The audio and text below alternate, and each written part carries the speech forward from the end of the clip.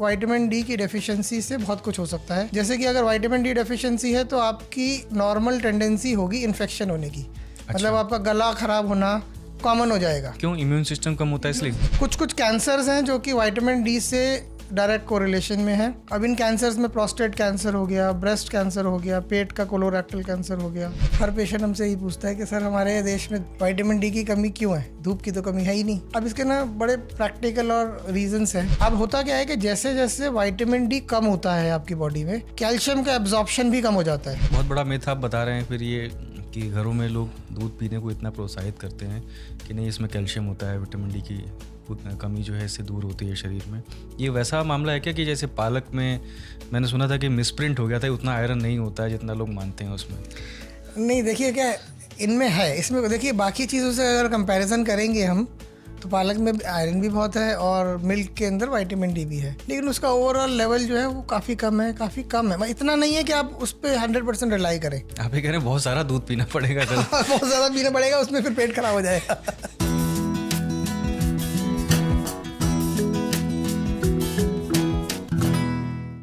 Hello नमस्कार, आप सुन रहे हैं आपका weekly health podcast hello doctor. आज हम बात करेंगे उन दिक्कतों की जिनसे लगभग हर घर जूझ रहा है। पीठ दर्द, कमर दर्द, ख़राब पॉस्चर की परेशानी और साथ में ही विटामिन डी की कमी जो चुपचाप हमारी हड्डियों को कमज़ोर कर देती है। हमारे साथ हैं सीके बिरला हॉस्पिटल गुड़गांव के ऑर्थोपेडिक डिपार्टमेंट के एचओडी डॉक्टर प्रवीण टिटल, जिनसे हम इन सारे सवालों को तलाशेंगे और समझेंगे। तो एपिसोड पूरा सुनिए और अपने दोस्तों और परिवार के साथ इसे शेयर भी करिए और साथ ही हमारे चैनल को सब्सक्राइब भी। Welcome sir. सर, बचपन में हम लोग किताब पढ़ते थे तो विटामिन डी की डेफिशिएंसी से हमें एक डिजीज़ पढ़ाई जाती थी, रिकेट्स।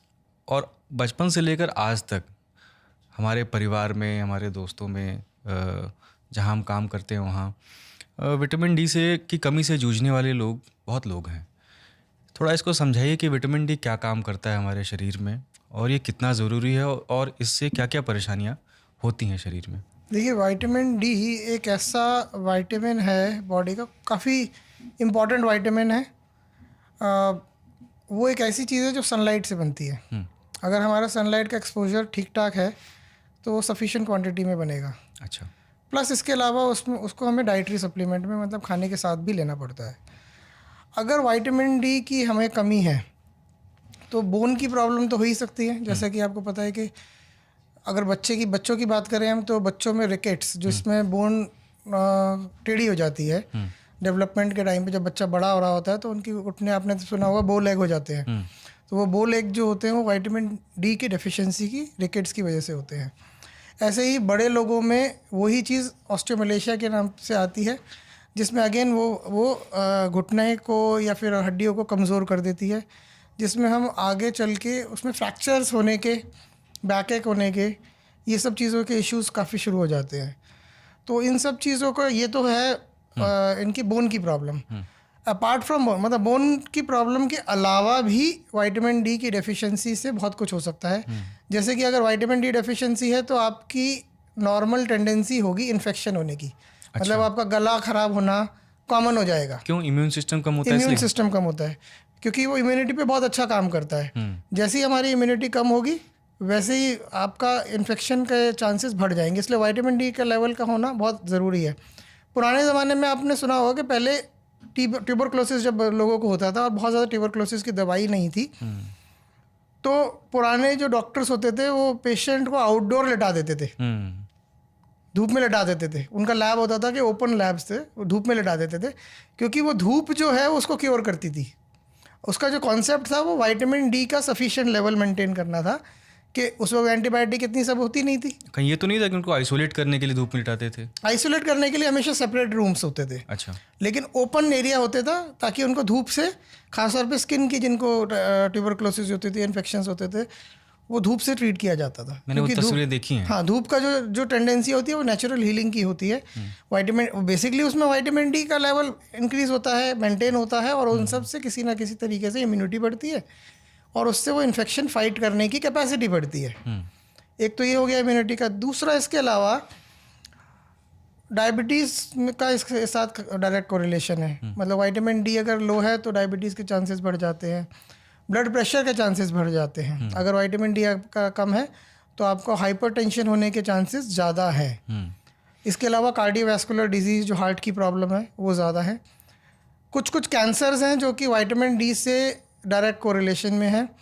अब इन कैंसर्स में प्रोस्टेट कैंसर हो गया, ब्रेस्ट कैंसर हो गया, पेट का कोलोरेक्टल कैंसर हो गया, फूड पाइप का ईसोफेगस कैंसर हो गया। ये सब कैंसर्स हैं जिनका रिलेशनशिप काफ़ी स्टडीज़ में पता चला है। डायरेक्ट नहीं है लेकिन कहीं ना कहीं इनडायरेक्ट रिलेशनशिप है और ये वेल डॉक्यूमेंटेड है बहुत सारी स्टडीज़ में। अच्छा, आप कह रहे हैं कि कहीं ना कहीं इनडायरेक्ट है। मैं एक गैस्ट्रो के डॉक्टर आए थे, उनसे बात कर रहा था। वो कह रहे थे कि अगर कभी कभी क्या होता है विटामिन डी की कमी से ALT-AST रेशियो जो है वो भी रिफ्लेक्ट करता है लिवर का। ऐसा है क्या? लिवर का है, लिवर में थोड़ा, क्योंकि अल्टीमेटली जो इसका मतलब इसका जो मेटाबॉलिज्म है विटामिन डी का वो लिवर में होता है और अगर वो लेवल ठीक नहीं है तो ये सब रेशियोज डेफिनेटली चेंज होती ही होती है। अच्छा, आप कह रहे थे कि ये ज़्यादातर धूप से ही लोगों को मिलती है। धूप तो हर जगह है, हमारे पूरी दुनिया में धूप की कमी, खासकर हिंदुस्तान में तो बिल्कुल धूप की कमी नहीं है। ये वैसा देश तो है नहीं कि जहाँ बहुत ठंड पड़ती हो। कई तरह के मौसम है, ठंड में भी धूप जो है उतनी कम नहीं रहती है। फिर क्यों डेफिशिएंसी है हमारे इतनी ज़्यादा? अब ये क्वेश्चन है, बहुत ही इंटरेस्टिंग क्वेश्चन है, क्योंकि ये हम लोग OPD में day in day out her patient हमसे ही पूछता है कि सर हमारे देश में विटामिन डी की कमी क्यों है, धूप की तो कमी है ही नहीं। अब इसके ना बड़े प्रैक्टिकल और रीजंस हैं। धूप का नॉर्मली स्किन पे पड़ेगा जब, तो वो आपको मिनिमम 45 मिनट्स की धूप चाहिए आपको डेली। अच्छा। और वो भी बेयर फेस पे, बेयर हैंड पे और बेयर लेग पे। अब ये प्रैक्टिकल नहीं है कि आपके फेस पे भी कपड़ा ना हो, हाथ पे भी कपड़ा ना हो और पैर पे भी कपड़ा ना हो, बिकॉज ऑफ ऑब्वियस रीज़न। अब इसके रीज़न देखिए, आउटडोर में हमारा सोशियो कल्चरल जो नॉर्म्स हैं उसमें हम इस तरीके से कपड़े नहीं पहन सकते कि हम आउटडोर में इतनी धूप ले सके। इंडोर की अगर हम बात करते हैं तो इंडोर में बिल्डिंग्स इतनी बड़ी बड़ी है, मल्टी स्टोरी बिल्डिंग है अर्बन एरियाज़ में, तो कि वो धूप उतनी पहुंच ही नहीं पाती है। दूसरी बात यह है कि जब धूप का टाइम होता है उस वक्त आदमी काम कर रहा होता है AC में बैठ के, तो एक्सपोजर ऑलमोस्ट नेग्लिजिबल हो जाता है। प्लस आउटडोर में पॉल्यूशन इतना है, अगर कोई बाहर घूम भी रहा है तो क्वालिटी धूप नहीं आ पाती है पॉल्यूशन की वजह से। एक तो आपने कवर कर लिया कपड़ों से, दूसरा क्वालिटी धूप भी नहीं आई। और एक जो धूप की स्किन को लेकर अवेयर है कि सनबर्न वगैरह हो सकता है। हाँ, अब वही मैं उस पे आ रहा था। अब पॉल्यूशन एक हो गया, दूसरा है कि हम लोग इंडियंस जो हैं उनकी ब्राउन स्किन है। अब ब्राउन स्किन जो होती है वो यूजुअली होती है, हमारे स्किन के अंदर एक पिगमेंट होता है मेलानिन। मेलानिन जो बहुत कॉमनली आपने सुना भी होगा, वो इस स्किन को थोड़ा डार्क करता है। अब मेलानिन जो है वो नेचुरल सनस्क्रीन है।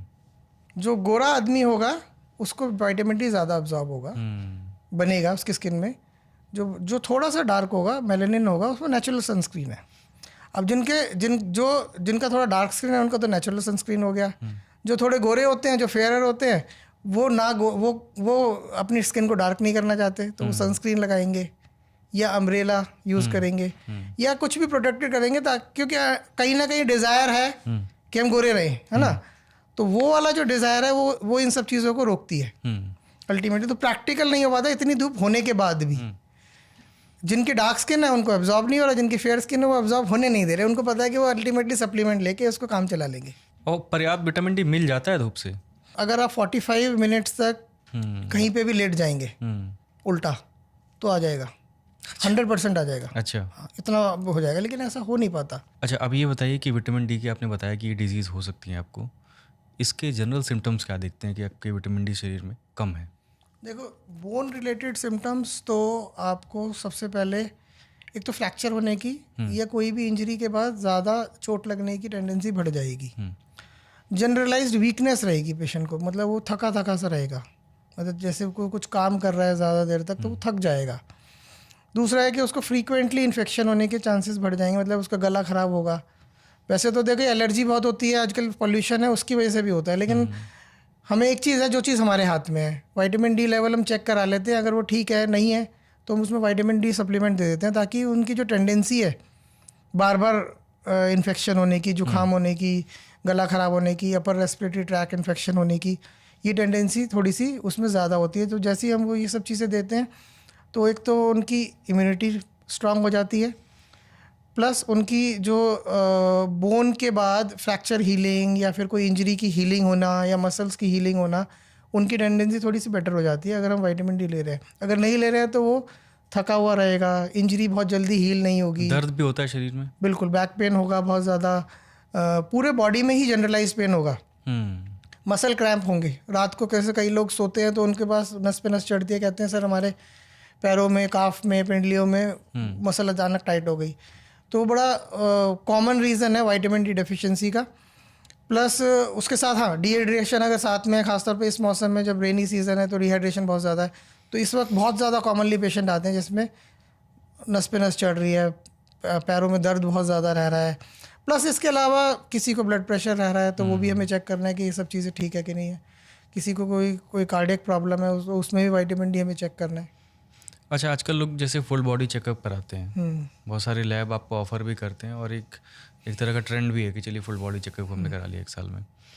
उसमें मैं देखता हूँ कई बार विटामिन डी नहीं होता है उस टेस्ट में। नॉर्मल KFT, LFT या लिपिड प्रोफाइल, ब्लड शुगर के टेस्ट, थायराइड, ये होता है। विटामिन डी की फिर मैंने ये भी देखा है उसकी जांच थोड़ी महंगी भी है इन और जांचों से। तो कैसे डायग्नोज किया जाए इनको? अगर देखिए, अगर ये वाले सिम्टम्स जो मैंने बताया कि अगर किसी को बहुत जनरलाइज्ड बॉडी पेन है, थोड़ा वीकनेस रह रहा है, या फिर वो थकान बहुत ज़्यादा रह रही है, बहुत एनर्जी लेवल डाउन है ओवरऑल, तो ये सब चीज़ें हैं तो उन्हें एक बार डॉक्टर को दिखाना चाहिए। खुद भी करा लेना चाहिए टेस्ट एक बार? खुद एक्चुअली क्या है कि थोड़ी कॉस्टली इन्वेस्टिगेशन है। अब वो किसी और वजह से हो रही है और आपने टेस्ट करा सकते हैं, कोई नुकसान नहीं है, लेकिन अगर आपने उसकी वजह से कराया तो अननेसेसरी पैसे। अब विटामिन D3 में क्या अंतर है? इसका टेस्ट अलग होता है? नहीं, विटामिन D3 जो मेन जो हम टेस्ट करते हैं ब्लड में, विटामिन D3 ही करते हैं। अच्छा, D2 नहीं करते, D3 ही करते हैं। सर, कैल्शियम की कमी और विटामिन डी की कमी एक है या बिल्कुल सेम है दोनों? बिल्कुल अलग है। देखिए, लेकिन इंटर रिलेटेड है। विटामिन डी एक ऐसी चीज़ है जो कि बोन के लिए चाहिए, और कैल्शियम भी हमें बोन के लिए भी चाहिए और भी चीज़ों के लिए चाहिए। अब होता क्या है कि जैसे जैसे विटामिन डी कम होता है आपकी बॉडी में, कैल्शियम का एब्जॉर्प्शन भी कम हो जाता है। मतलब जो आप ओरल कैल्शियम खा रहे हैं, टैबलेट भी खा रहे हैं, या फिर आप फूड जो भी आप खाना खा रहे हैं उससे कैल्शियम लेने की कोशिश कर रहे हैं, तो वो जो टेंडेंसी है कैल्शियम की एब्जॉर्प्शन की, वो डिक्रीज़ हो जाएगी। जैसे ही वो डिक्रीज़ होगी कैल्शियम की टेंडेंसी, तो हमारे कुछ हार्मोन्स होते हैं ब्लड में, वो रिलीज़ होने लग जाते हैं। जैसे PTH एक हार्मोन होता है, वो रिलीज़ होने लग जाता है। अब ये रिलीज़ होगा तो ये बोन से कैल्शियम लेगा, यानी कि बोन में जो ऑलरेडी एग्जिस्टिंग कैल्शियम है उससे खींचने लग जाएगा। तो आपकी जो बोन ऑलरेडी वीक हो रही है वो और वीक करेगा। तो इसलिए विटामिन डी का और कैल्शियम का बैलेंस बहुत ज़रूरी है। तो दोनों बिल्कुल साथ साथ चलते हैं। इसलिए कभी भी आपने देखा हो विटामिन डी के जब भी आप सप्लीमेंट, कैल्शियम के जब भी सप्लीमेंट लेते हैं उसमें विटामिन डी थोड़ा सा होता है, प्लस लिखा होता है उसमें। हाँ, होता है। वो उसके सप्लीमेंट के लिए नहीं, वो उसको एब्जॉर्प्शन करने के लिए है। विटामिन डी का सप्लीमेंट उसके अलावा भी आपको चाहिए होगा। वो जो थोड़ा सा दे रखा है वो सिर्फ उसको एब्जॉर्ब करने के लिए है, ताकि ये वेस्ट ना हो जाए, किडनी से निकल ना जाए। इसलिए मैंने देखा किडनी के पेशेंट्स में कम होता है। अच्छा, किडनी में ही क्या इसका ये सिंथेसिस इसका जो है किडनी में ही होता है विटामिन डी? इसका मेनली होता है 2 जगह होता है, लिवर में भी होता है और किडनी में भी होता है। मेनली लिवर में होता है। अच्छा, अब इसको ऐसे समझाइए कि बच्चों में, छोटे बुजुर्गों में और महिलाओं में इसकी डेफिशिएंसी कैसे देखने को मिलती है आपको? और किन लोगों में, जैसे बुजुर्गों में मैं देखता हूँ कैल्शियम जो है उनको डॉक्टर रिकमेंड करते हैं, अगर जो है उनको शरीर में कोई तकलीफ़ है, दर्द है, कमज़ोरी है तो कम आता है। कैसे ये एज ग्रुप में कैसे इसको आप देखते हैं OPD करते हुए? देखिए, विटामिन डी का मेनली बच्चों में थोड़ा सा इम्पोर्टेंस आ जाता है कि अगर उनका लेवल ठीक नहीं है, क्योंकि बच्चों का बहुत ज़्यादा एक्सपोजर भी नहीं होता, बाहर नहीं जाते हैं, अगर उनका लेवल ठीक नहीं है तो रिकेट्स होने के चांसेस बहुत हाई है। तो ऐसे केसेस में ज़्यादातर पेशेंट्स जो बच्चों के में आते हैं, पेरेंट्स लेके आते हैं जिनमें घुटने थोड़े से टेढ़े होते हैं, बो लेग जिसमें होते हैं, बो लेग लेके आते हैं, या फिर रिस्ट में थोड़ी सी स्वेलिंग होगी, ऐसे रिस्ट थोड़ी मोटी हो जाएगी, या आपने देखा हो कई बच्चों का जो फोरहेड है वो थोड़ा प्रोमिनेंट हो जाएगा, थोड़ा आगे की तरफ हो जाएगा, या फिर छोटे बच्चों में आप अगर शर्ट उतार के देखेंगे तो उनकी रिब्स वाला एरिया थोड़ा सा प्रोमिनेंट होगा। तो ये वाले सिम्टम्स लेके बच्चे आते हैं जिनमें डेफिशिएंसी होती है।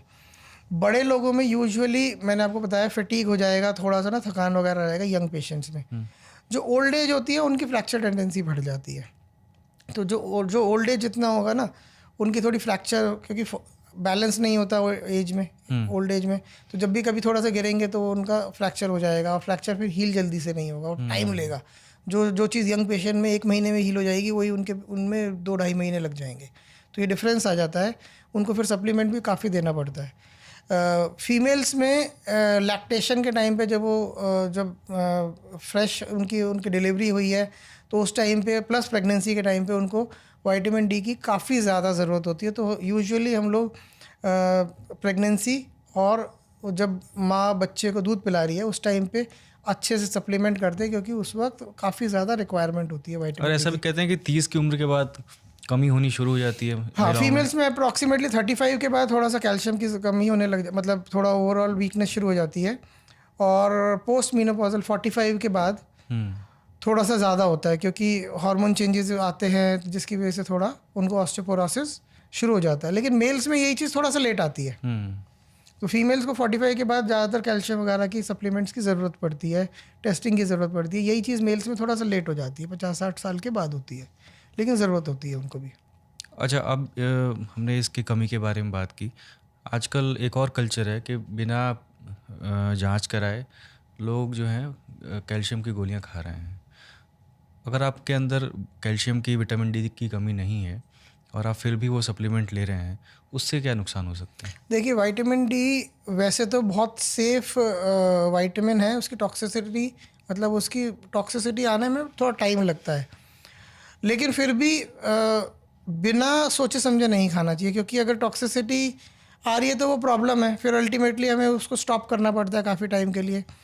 तो बिना प्रिस्क्रिप्शन के तो नहीं, ऑल्दो विटामिन डी बहुत इजीली मिल जाता है आजकल जो खा रहा है, लेकिन जैसे हम वीकली भी खा रहे हैं उसको, तो वीकली भी खा रहे हैं तो एक सर्टेन टाइम तक खा सकते हैं। अगर आप उसको कंटिन्यूसली खाए जा रहे हैं 1 साल तक, तो वो प्रॉब्लम है। तो उसकी टॉक्सिसिटी वैसे बहुत सेफ विटामिन है, टॉक्सिसिटी लेट आती है, लेकिन फिर भी लेट आने की वजह से उस पर हमें ये नहीं करना चाहिए कि हम बहुत हल्का लाइटली ले लें उसको, थोड़ा सा हमें उस पर ध्यान देना ही पड़ेगा। कैल्शियम जो है वो यूजुअली यंग पेशेंट्स में, यंग मेल्स में ज़रूरत नहीं पड़ती है, अनलेस अनटिल उनको कोई फ्रैक्चर वगैरह हो गया, या बच्चों को भी कोई फ्रैक्चर वगैरह हो गया, तब हम कैल्शियम सप्लीमेंट दे देते हैं उनको, या ग्रोइंग एज के टाइम पे हम कैल्शियम दे देते हैं। फीमेल्स में यूजुअली हम ये कहते हैं कि हम 45 साल की उम्र के बाद आप रेगुलर लीजिए, उससे पहले रेगुलर लेने की उतनी ज़रूरत नहीं होती है। सर, मैं एक पेशेंट को जानता हूँ जिनके टेस्ट जो है विटामिन डी का बहुत कम आया था, और उन्हें शायद इंजेक्शन लिखे गए थे। पता नहीं कितनी कहानी सच है नहीं, उन्होंने जो मुझे बताया वो मैं पूछ रहा हूँ आपसे, शायद किसी के साथ और भी ऐसा हुआ हो। उन्होंने कहा कि विटामिन डी के इंजेक्शन उनको लगे शोल्डर पर, और उनको फ्रोजन जो है शोल्डर हो गया। क्या विटामिन डी के इंजेक्शन से इतना कोई कैल्शियम ऐसा हो सकता है कि जम जाए या कुछ ऐसा हो जाए जिससे फ्रोजन शोल्डर हो सकता है? देखिए, ये इस चीज़ में ये ऐसा नहीं होता। पहली चीज़, विटामिन डी का फ्रोज़न शोल्डर्स के इंजेक्शन से अभी तक तो ऐसा कोई रिलेशनशिप नहीं है, लेकिन हाँ, आपकी जो आप सिम्टम्स बता रहे हैं उसके अंदर एक बात फैक्ट है कि अगर उनको रिपीटेड इंजेक्शन लगे हैं शोल्डर में, फॉर एग्जांपल उनको वीकली लगे हैं या एवरी 2 डेज़ लगे हैं, तो क्या है कि शोल्डर थोड़ा सा ना इन्फ्लेम हो जाएगा, थोड़ा सा सूज जाएगा। अब शोल्डर जैसे ही सूजेगा तो नेचुरल टेंडेंसी है पेशेंट थोड़ा हाथ कम मूव करेगा। जैसे ही वो हाथ का मूव करेगा तो शोल्डर चिपक जाता है, फ्रोजन हो जाता है। अब क्या है कि वो विटामिन डी इंजेक्शन की वजह से नहीं है, वो कोई भी इंजेक्शन अगर उनको लग रहा है, फॉर एग्जांपल कोरोना की वायरस की जब वैक्सीन लगी थी लोगों को, तो बहुत सारे पेशेंट आए थे कि सर हमारे शोल्डर में वैक्सीन लगी और हमारा शोल्डर जाम हो गया, इसका कोई साइड इफ़ेक्ट है, जबकि वो उसका साइड इफ़ेक्ट नहीं है। हिलाना बंद कर दिया, थोड़ी सूजन आई, हाथ थोड़ा सा अपने बॉडी के पास रखा, प्रोटेक्ट करके रखा, तो वो चिपक गया। शोल्डर के साथ ये बड़ी प्रॉब्लम है, वो चिपक जल्दी जाता है। तो थोड़ा देर 1-2 दिन रेस्ट के बाद अगर आप थोड़ा सा मूवमेंट कर लें और पूरा मूवमेंट हाथ ऊपर नीचे कर लें तो ऐसा चीज़ नहीं होगी, यूजुअली नहीं होती है। अच्छा, कुछ लोग कहते हैं सर कि हम तो रोज़ दूध दही खाते हैं, हमें कैसे हो सकती है विटामिन डी की डिफिशियंसी? कितना रिलेशन है इसका? देखिए, विटामिन डी जो मिल्क, वैसे तो इसमें कोई डाउट नहीं है, मिल्क और मिल्क प्रोडक्ट में विटामिन डी होता है। वेजिटेरियंस के लिए तो मिल्क एंड मिल्क प्रोडक्ट्स ही हैं विटामिन डी में के लिए। लेकिन प्रॉब्लम यह है कि जो हमारा नॉर्मल मिल्क होता है और मिल्क प्रोडक्ट्स होते हैं, उसमें ओवरऑल विटामिन डी की पहले चीज़ तो लेवल बहुत कम होता है, उसकी क्वांटिटी बहुत कम होती है, उसके लिए आपको बहुत ज़्यादा करना पड़ेगा, पीना पड़ेगा। प्लस हमारे देश में ये टेंडेंसी है कि हम दूध को रिपीटेडली बॉईल करते रहते हैं। पहली बार आएगा तो बॉईल करेंगे, फिर हम चाय पियेंगे या फिर दोबारा पियेंगे तो फिर बॉईल होगा, चाय भी पड़ी होगी तो हो सकता है कि 1-2 बार और बॉईल हो जाए। तो जितनी बार वो बॉईल हो रहा है उतनी बार ही वो प्रॉब्लम चल रही है। तो उसकी जो जितना भी होना चाहिए उससे भी कम एब्जॉर्ब होता है, कम ही विटामिन डी उसमें रह जाता है। इसीलिए आपने देखा होगा कि अमेरिका में बहुत सारी जगहों पे, कनाडा में मिल्क को ना फोर्टिफाई किया जाता है विटामिन डी से, उसमें एक्स्ट्रा विटामिन डी डाला जाता है। तो आइडियली ये चीज़ जो है मतलब बड़े प्लानिंग का पार्ट है जो कि एक सरकार की साइड से होनी चाहिए। मिल्क और मिल्क प्रोडक्ट्स को फोर्टिफाई किया जाए, मतलब उसमें विटामिन डी डाला जाए। तो ये एज अ नेशनल प्रोग्राम आप चलाएंगे ताकि सबकी विटामिन डी की ये जो क्रॉनिक डिफिशियंसी है लंबे टाइम से चल रही है, काफ़ी हद तक कम होने लग जाएगी। अच्छा, जैसे तो बहुत बड़ा मिथ आप बता रहे हैं फिर ये कि घरों में लोग दूध पीने को इतना प्रोत्साहित करते हैं कि नहीं इसमें कैल्शियम होता है, विटामिन डी की कमी जो है इससे दूर होती है शरीर में। ये वैसा मामला है क्या कि जैसे पालक में मैंने सुना था कि मिसप्रिंट हो गया था, उतना आयरन नहीं होता है जितना लोग मानते हैं उसमें? नहीं, देखिए क्या इनमें है, इसमें देखिए बाकी चीज़ों से अगर कंपैरिजन करेंगे हम तो पालक में आयरन भी बहुत है और मिल्क के अंदर विटामिन डी भी है, लेकिन उसका ओवरऑल लेवल जो है वो काफ़ी कम है, काफ़ी कम है। इतना नहीं है कि आप उस पर 100% रिलाई करें। आप ये कह रहे हैं बहुत सारा दूध पीना पड़ेगा कल। बहुत ज़्यादा पीना पड़ेगा, उसमें फिर पेट खराब हो जाएगा। और दूध के वो भी तो आजकल बहुत है, लैक्टोज इंटॉलरेंस भी बहुत फैला है। हाँ, लैक्टोज इंटॉलरेंस जो अपने इस एरिया, पूरे एरिया में, मतलब अगर आप एशिया की बात करते हैं और ये हमारे वाले पार्ट की बात करते हैं तो इसमें लैक्टोज इंटॉलरेंस बहुत ज़्यादा है। और सब क्लिनिकल लेवल पे है, लोगों को लैक्टोज इंटॉलरेंस है और उनको पता नहीं है। दूध पीने के बाद उनको ब्लोटिंग होती है, पेट में दर्द होता है, ये सब चीज़ें, उस सब चीज़ों का कहीं ना कहीं रिलेशनशिप है जिसकी वजह से ये एब्जॉर्प्शन भी नहीं हो पाते। इंडोस्कोपी में दिखता है कभी, अगर बाय लक दिख गया तो ये गैस्ट्रो वाले वैसे मेरे से ज़्यादा अच्छा बता पाएंगे, लेकिन हाँ ऐसा ही कुछ होता है। अच्छा, और मैं ये भी पढ़ रहा था कि किसी आपके ऑटो इम्यून डिजीज़ को भी ट्रिगर कर सकती है ये ऑटो इम्यून। हाँ, जैसे मैंने बताया था कि डायबिटीज़ जो है का रिलेशनशिप है लो विटामिन डी लेवल से। दोनों ही डायबिटीज़ का है वैसे तो। टाइप 1 डायबिटीज़ जो है वो इंसुलिन डिपेंडेंट है। तो अब उसके अंदर क्या होता है कि ऑटो इम्यून होता है। तो अगर आपका विटामिन डी लेवल कम है तो उसका रिलेशनशिप स्टडीज़ में मिला है कि टाइप 1 डायबिटीज़ के साथ उसका रिलेशनशिप है। इवन टाइप 2 डायबिटीज़ जो कि इंसुलिन रेजिस्टेंट है वो भी, उसमें भी ये रिलेशनशिप मिला है कि आपका विटामिन डी लेवल के साथ उसका रिलेशनशिप है। तो इसलिए विटामिन डी का जो ओवरऑल बॉडी में रिलेशनशिप है वो काफ़ी मल्टीफैक्टोरियल है। तो इसलिए वो बहुत इंपॉर्टेंट चीज़ हो जाती है हमारी बॉडी के लिए। कभी आपने ऐसा कुछ नोटिस किया है कि शहरों में पेशेंट इसके ज़्यादा हैं, गाँव में कम हैं?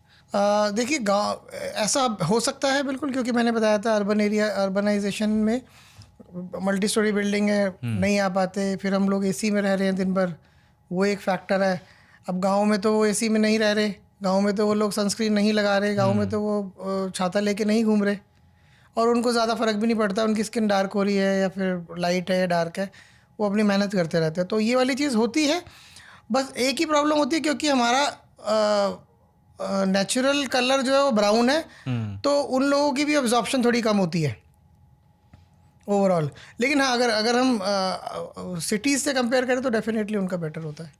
सर, आप जो बता रहे हैं कि इससे बीमारियां बहुत सी हो सकती हैं, बड़ी परेशानी खड़ी हो सकती है इससे विटामिन डी की कमी से, लेकिन इसके सिम्टम बहुत लेट हैं, बहुत बाद में आते हैं। इनिशियल सिम्टम्स तो ऐसे कुछ आते नहीं हैं।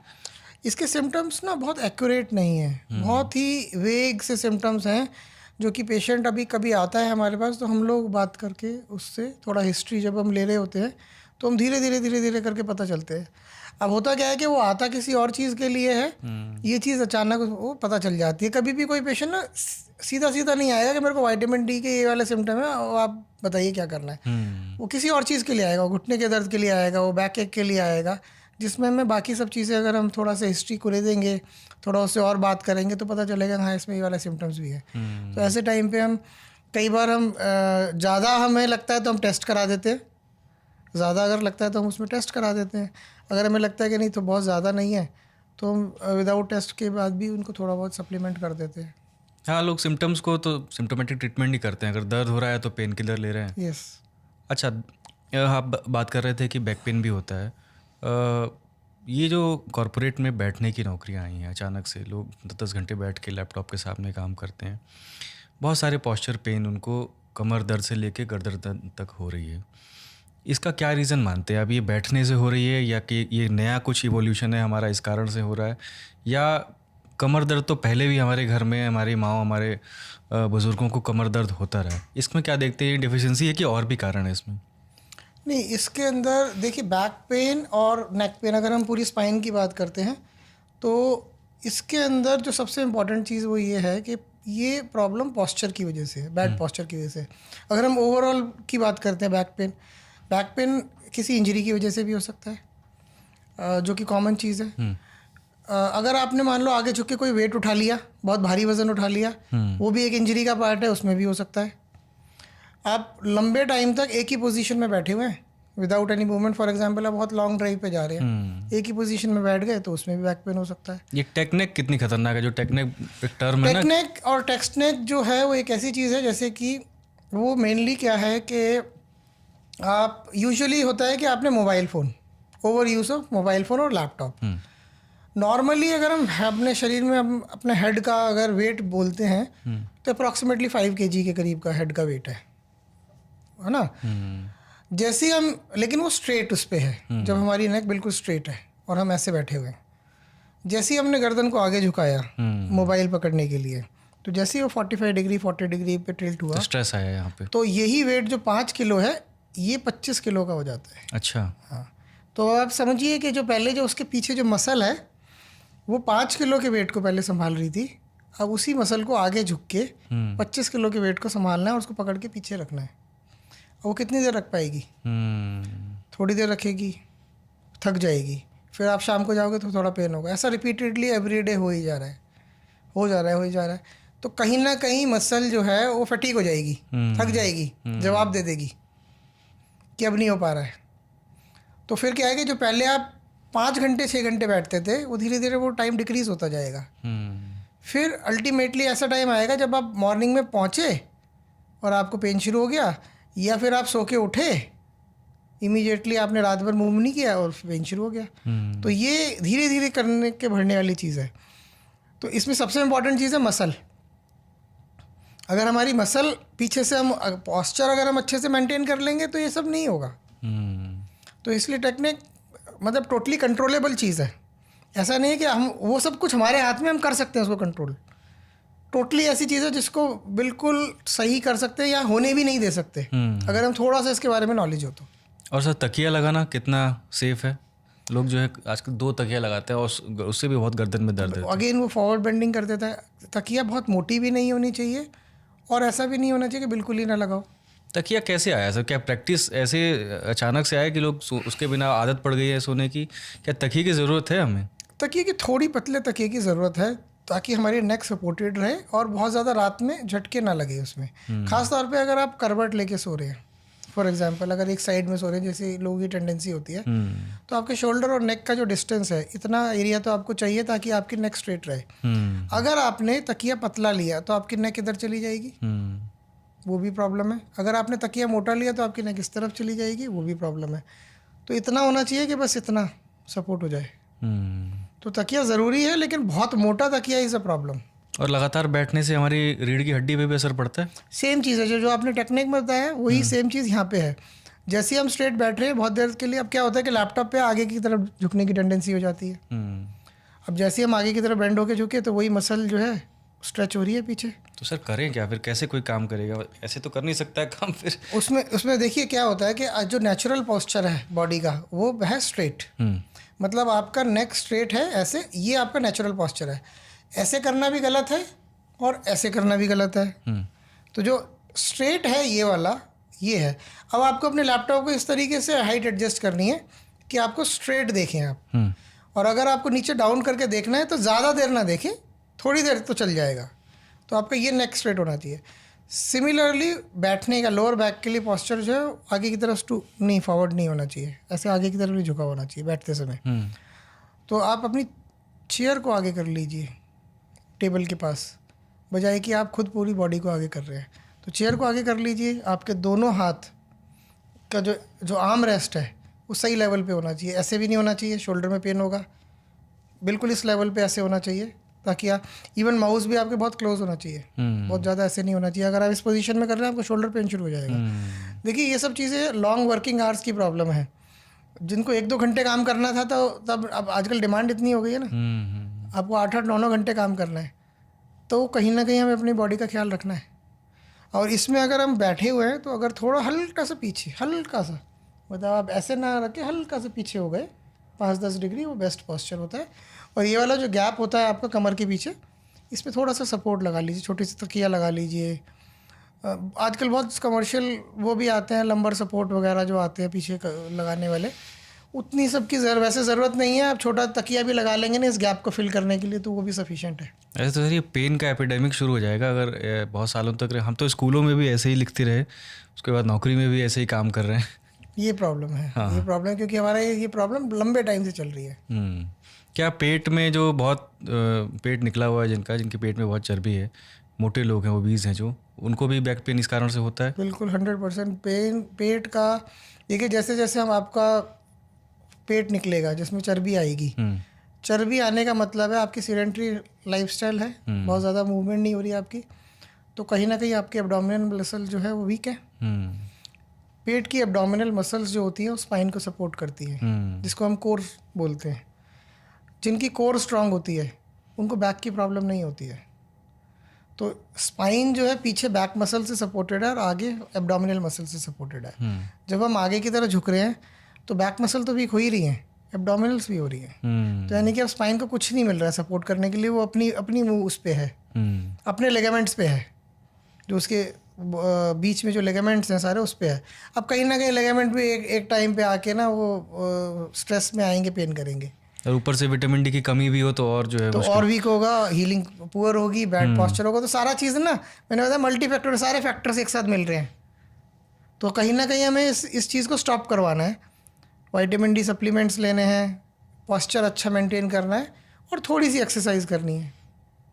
आप ऐसे ज़रूरी नहीं कि आप रोज़ जिम जाएं और बहुत ज़्यादा एक्सरसाइज करें, नहीं, थोड़ा सा बस। सर जिम में मैंने देखा है लोग बेल्ट लगाते हैं, और कई बार मैंने खुद वैसे भी महसूस किया है कि कोई सामान उठाओ तो मैं यही समझ नहीं पाता था कि मैं सामान तो हाथ से उठा रहा हूँ, भारी सामान, मुझे कमर पे क्यों जो है इसका असर दिख रहा है? हाँ, ऐसा क्यों है? बहुत ही इम्पॉर्टेंट क्वेश्चन है और बहुत ही इसके सीरियस इम्प्लीकेशन भी हैं।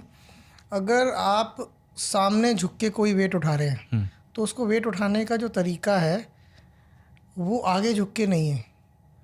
कभी भी आपने कुछ भी वेट उठाया तो आप अपने हिप और नी को बेंड कीजिए, बैठिए और फिर वेट उठाइए। अगर आपने हिप और नी स्ट्रेट रखा और आगे झुक के वज़न उठाया तो जब आप वापस होंगे तो सारी इसका प्रेशर बैक मसल पे आएगा। जैसे बैक मसल पे आएगा और आपकी बैक मसल अगर वीक है तो अल्टीमेटली प्रेशर आएगा डिस्क पे, और फिर उसके बाद वो डिस्क की प्रॉब्लम शुरू हो जाती है। तो इसीलिए कभी भी वेट उठाना है, बैठना है और फिर उठाना है। आपने देखा होगा एशियन गेम्स या ओलंपिक्स में जो पावर लिफ्टिंग करते हैं वो पहले उठा के यहाँ रखते हैं और बैठते हैं, ठीक है, और उसके बाद फिर थाई और ग्लूट्स मसल से उसको वापस ऊपर लिफ्ट करते हैं। अगर उन्होंने आगे झुक के उठा लिया तो खेल ही नहीं पाएंगे। कोई सीरियस इंजरी भी हो सकती है, बहुत सीरियस इंजरी हो सकती है इसमें। अच्छा, जो सुबह उठ के कई लोग शिकायत करते हैं कि मेरी सुबह उठते ही कमर दर्द होती है, अकड़ जाती है कमर, ऐसा क्यों होता है? वो जो आपका बैड पॉस्चर से रिलेटेड है। जैसे मैंने बताया ना, आप बहुत लंबे टाइम तक सेम चीज़ करते जा रहे हैं, बहुत लंबे टाइम तक बैठ रहे हैं, गलत पॉस्चर पे बैठ रहे हैं, तो मसल वीक हो रही है, बार बार रिपीटेडली हो रही है, और एक टाइम पे आके वो थक गई। जब थक गई तो आपको एक तो उस वक्त पेन करेगी। जब आप रेस्ट करेंगे और रेस्ट करने के टाइम पे बड़े लंबे टाइम तक जैसे आपने रेस्ट किया, जैसे आप सो गए तो उसकी मूवमेंट नहीं हुई। अब वो मसल ऑलरेडी वीक है, उसकी मूवमेंट नहीं हो रही है बिल्कुल। तो जब आप पहली बार खड़े होगे तो आपको वो मसल अकड़ी हुई मिलेगी, क्योंकि आपने बहुत टाइम तक यूज़ नहीं किया। तो वीक मसल में प्रॉब्लम तब हुई जब आप बैड पॉस्चर में थे, फिर आपने उसमें रेस्ट किया तो वो अकड़ गई। जैसे आपने देखा होगा कि जब आप जिम वगैरह जाते हैं, पहले दिन एक्सरसाइज की तब तो पेन होगा नहीं, है ना। अगले दिन जब आप सो के उठेंगे, क्योंकि आपने उन मसल को यूज़ नहीं किया है, तो वो अचानक अकड़ जाएगी। तो वही फिनोमेना हो जाता है इसमें। और आजकल मार्केट में बहुत ना प्रचार चल रहा है सोशल मीडिया पे भी सॉफ्ट मैट्रेस का। मैं खुद अपना एक्सपीरियंस बताऊं आपको, मैं जिस बेड पे रोज़ सोता हूं और एक मैं बहुत अच्छे होटल के एक बहुत सॉफ्ट जो है गद्दे पर सोया, अगले दिन मुझे मेरे शरीर में दर्द महसूस हुआ। ये सॉफ्ट मैट्रेस सभी के लिए है क्या फ़ायदेमंद? देखिए, सॉफ्ट मैट्रेस तो हम बहुत ओवर सॉफ्ट मैट्रेस हम किसी को भी रिकमेंड नहीं करते हैं, और बहुत हार्ड भी नहीं होना चाहिए। तो हमें कहीं ना कहीं चीज़ों को बैलेंस करना है। तो जो नॉर्मल कॉयर मैट्रेस होते हैं जो इतने सालों से चल रहे हैं, वो बहुत इजीली आपके बैक पोस्चर को मैनेज कर सकते हैं। वो इनफैक्ट रिकमेंडेड होते हैं। बहुत ज़्यादा जो कमर्शियल ये जो डॉक्टर्स मैट्रेस और ये सब बैक पेन के लिए मैट्रेस, इन सब चीज़ों की बहुत ज़्यादा ज़रूरत नहीं होती है। हमें बस ऐसा मैट्रेस चाहिए जो बहुत हार्ड ना हो और बहुत ओवर सॉफ्ट ना हो कि आपके बैक को पूरा कर्व कर दे। तो बीच की चीज़ होनी चाहिए। सर, आखिरी सवाल मेरा ये है कि इस कमर दर्द से बचने के लिए कैसी दिनचर्या अपनाई जाए और कौन सी एक्सरसाइज की जाए इसके लिए, किस तरह की? देखिए, पॉस्चर तो मैंने आपको बता ही दिया है। जो आप वर्क प्लेस पे बैठते हैं तो जो जिस तरीके का पॉस्चर, सबसे इम्पोर्टेंट है आप पॉस्चर मैनेज कीजिए। दूसरा है, किसी को अगर ये थोड़ी बहुत प्रॉब्लम आती है तो उसको इग्नोर नहीं करना चाहिए। मैं सारे पेशेंट्स को ये बोलता हूँ कि जब आपका लॉन्ग सिटिंग जॉब है, जैसे IT प्रोफेशनल्स वगैरह हैं, वो हर आधे पौने घंटे के बाद ना 5 मिनट 10 मिनट के लिए एक बार घूम लीजिए। और यह एक और तरीका होता है, जैसे आपका फ़ोन आ गया जब आप काम कर रहे हैं, तो फ़ोन जैसे ही आएगा आपका, आप फ़ोन पे चलते हुए बात कीजिए। तो वो भी एक अच्छा तरीका है कि भाई आपने बैठ के बात नहीं करनी है, चाहे वो 10 सेकंड 20 सेकंड का भी फ़ोन हो, आप वॉक कीजिए और बात कीजिए। ये तो आप नॉर्मल मतलब विदाउट एक्सरसाइज ये जो चीज़ें कर सकते हैं। प्लस इसके अलावा जो आपको एक्सरसाइज, जो इसमें बैक की कुछ स्ट्रेंथनिंग एक्सरसाइज होती है, कुछ उल्टा लेट के और कुछ सीधा लेट के, जो कि नॉर्मली हम बैक की स्ट्रेंथनिंग एक्सरसाइज में प्रिस्क्राइब करते हैं। कोई नाम हो तो बता दीजिए, लोग गूगल भी कर लेंगे, यूट्यूब पे देख भी लेंगे। देखिए, यूजुअली अब इसमें डिपेंड करता है कि किस टाइप की प्रॉब्लम है, एक्सरे से पता चलता है। तो नॉर्मली 2 किस्म की एक्सरसाइज होती हैं। एक तो बैक में फ्लेक्शन, मतलब उल्टा लेट की एक्सरसाइज होती है, बैक की फ्लेक्शन एक्सरसाइजेज, और बैक की एक्सटेंशन एक्सरसाइजेज। ये 2 किस्म की एक्सरसाइजेज तो बहुत कॉमनली हम बोलते हैं। प्लस इसके अलावा कोर स्ट्रेंथनिंग, अगर हम कोर स्ट्रेंथनिंग कर रहे हैं तो वो हमेशा ही हेल्प करेगी आपकी। तो इस टाइप की जो चीज़ें हैं, ये बात होती है लोअर बैक की। नेक के लिए यूजुअली हम प्रिस्क्राइब करते हैं कि अगर सब एक्सरे वगैरह सब ठीक है तो नॉर्मली हम बोलते हैं कि आइसोमेट्रिक नेक एक्सरसाइज कीजिए, जिसमें हाथ को ऐसे लगा के और नेक को दबाना होता है, या फिर उल्टा लेट के नेक को एक्सटेंशन एक्सरसाइजेज, जो कोबरा पोज वगैरह जो हम बनाते हैं। लेकिन हाँ, उसमें ये सब चीज़ें ज़रूरी है कि एक्सरे वगैरह सब आपका नॉर्मल होना चाहिए ये सब चीज़ें शुरू करने से पहले। मतलब अपने आप से शुरू करना, मान लो अगर उसमें कुछ एक्सरे में कुछ प्रॉब्लम है और आपने बिना उससे किया तो थोड़ा सा दिक्कत हो सकता है। इसलिए बेटर रहता है कि एक बार कंसल्ट कर लीजिए, फिर आप शुरू कर दीजिए। लेकिन नॉर्मली यही रहता है कि बैक में आपका एक्सटेंशन एक्सरसाइज, फ्लेक्शन एक्सरसाइज और कोर स्ट्रेंथनिंग, नेक में नॉर्मली आइसोमेट्रिक होता है और एक्सटेंशन एक्सरसाइजेज होता है। रात में रील देखते हुए ना सोएं। हाँ, मोटा तकिया लगा के बिल्कुल भी नहीं, क्योंकि रील देखते समय अक्सर लोग मोटा तकिया लगाते हैं ताकि वो आराम से देख सकें। थैंक यू सर आने के लिए। उम्मीद है कि बैक पेन, विटामिन डी की डिफिशियंसी से हमने जुड़े लगभग सारे सवाल कवर किए। आगे हम फिर से कोई और पॉडकास्ट करेंगे जिसमें इतना ही कॉमन है घुटनों का दर्द, उस पर एक बातचीत हम ज़रूर करेंगे। शुक्रिया आने के लिए। बिल्कुल, धन्यवाद। उम्मीद है आपको आज की बातचीत पसंद आई होगी। विटामिन डी की कमी से कौन सी बीमारियां हो सकती हैं, सही से ना बैठने से कितनी शरीर की गंभीर समस्याएं पैदा हो सकती हैं, ये डॉक्टर प्रवीण ने हमें समझाया। मिलते हैं किसी और पॉडकास्ट में किसी और नए विषय के साथ। अगर आपको ये बातचीत अच्छी लगी हो तो दोस्तों के साथ साझा करिए। किसी ऑडियो प्लेटफॉर्म पर अगर इसे आप सुन रहे हैं तो रेटिंग ज़रूर करिए। शुक्रिया।